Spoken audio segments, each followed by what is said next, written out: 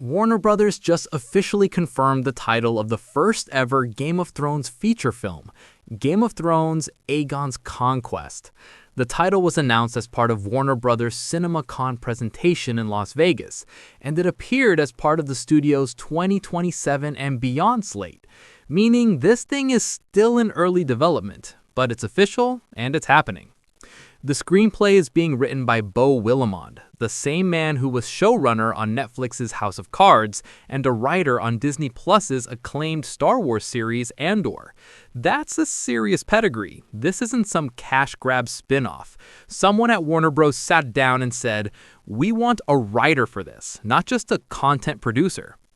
The story they're going with is a great choice since it's about Aegon the First Targaryen. He was a warlord who, with his two sister wives Visenya and Rhaenys, 3 great dragons and a remarkably small army, invaded and unified 6 of the 7 kingdoms of Westeros, an event known as Aegon's Conquest.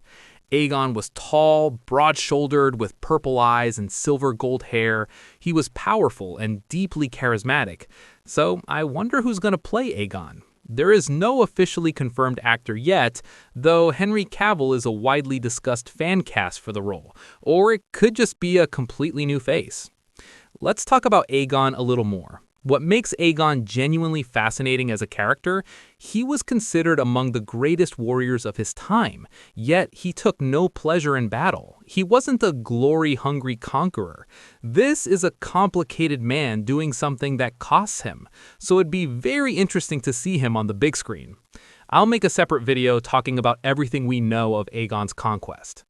Here's the thing. We've been living in the aftermath of Aegon's Conquest for the entire run of Game of Thrones.